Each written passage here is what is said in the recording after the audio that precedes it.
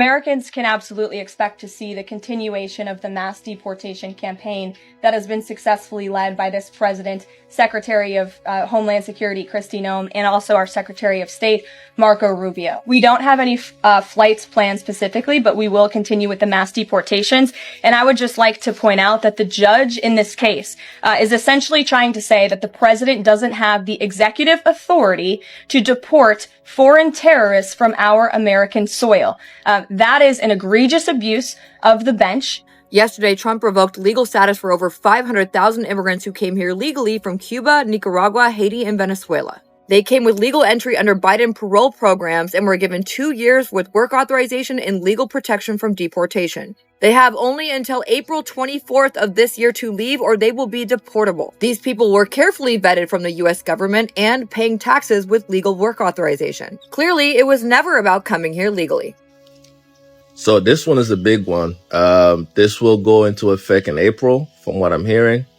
So let me know what you think about this one. If you have people, if you're Cuban, Haitian, Nicaraguan, let me know what you think about this policy. That's going to be creating a lot of company will be affected by this, the one that hire immigrants and all that good stuff, legal immigrants. But yeah, it's breaking news. They just announced this yesterday. Let's see how everything go. 530,000 migrants from Cuba, Haiti, Nicaragua, and Venezuela can thank themselves. They were all given asylum, given green cards, and the first thing they did was go back to the scary country that they came from to visit Mom, Ia, and Theo. Just now,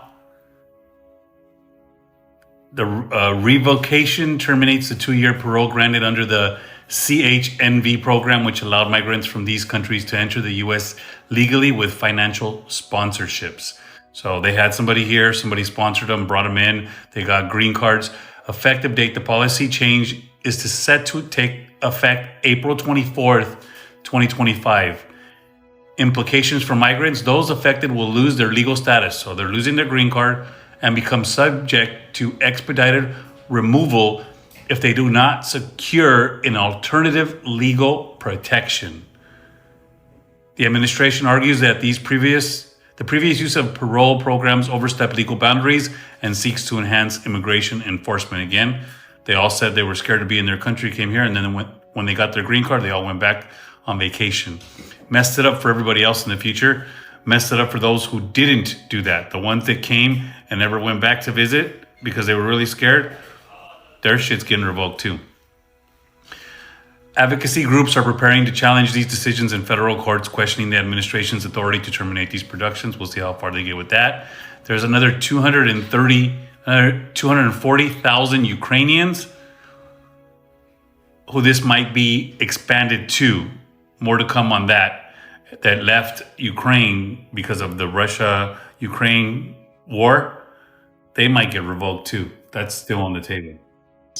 The Trump administration just announced that it's revoking the legal status of over 500,000 migrants who arrived in the U.S. through President Biden's CHNV migrant flight mass parole program. These migrants have already been through so much and now they're facing an uncertain future. According to the notice posted online by the Department of Homeland Security, DHS, migrants who enter the country through these programs will need to self-deport by late April. That's just 30 days from the policy change being registered on March 25th. And if they don't leave the country within that time frame, DHS has stated that they'll seek to arrest and deport them. I can only imagine how scary and overwhelming this must be for those affected. Many of them have built lives in the U.S., working and contributing to their communities. They've got families, friends, and homes here. So what's behind this decision? The Trump administration says it's part of their efforts to restrict immigration and tighten border control. But critics argue that this move is cruel and heartless. targeting vulnerable individuals and families who've already been vetted and granted permission to stay in the U.S. So as this situation unfolds, it's essential to stay informed and raise awareness about the impact of this decision. The legal immigration process under Trump is going to be much harder. If you believe he's going to continue the policies of his first term, there was over a 25% denial rate on H-1B petitions. That's your professional work visa, versus a 3% rate under Biden. More than 1/3 of visa petitions filed for any immigration benefit got an RFE under Trump. That's a request for evidence. That's the U.S. government saying you didn't provide enough evidence to get your case approved.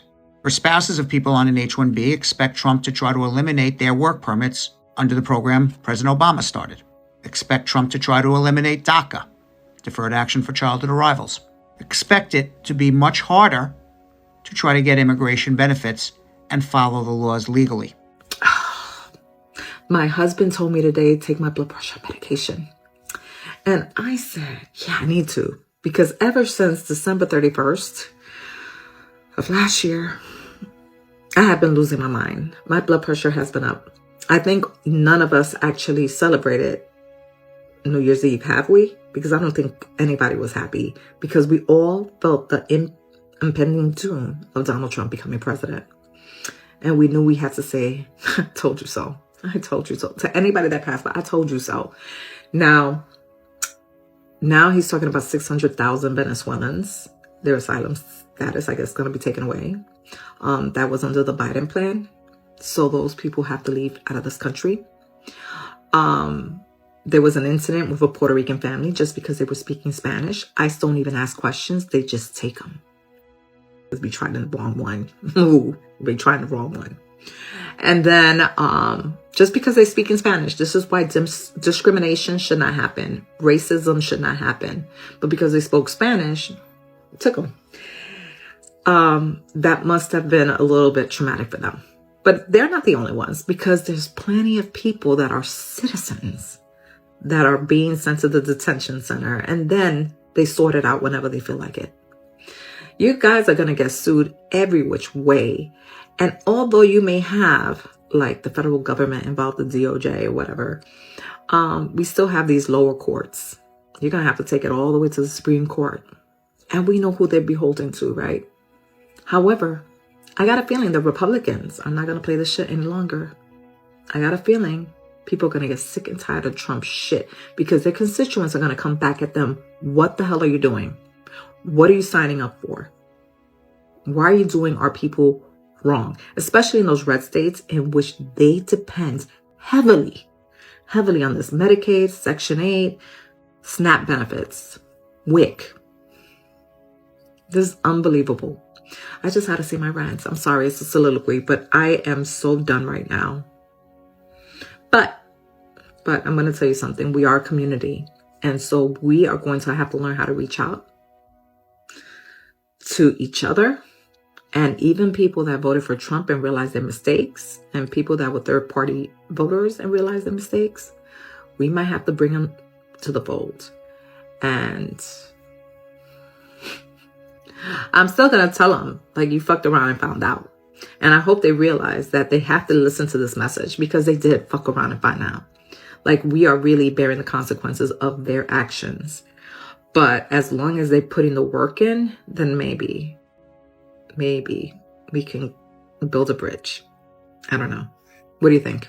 Here's a list of items that are coming down the road for immigrants that the newspapers haven't even mentioned yet. Directing the Department of Homeland Security to come up with new rules to place the burden on people who are here unlawfully to prove that they've been in the United States for more than 2 years, or be subject to automatic deportation without even seeing an immigration judge, called expedited removal.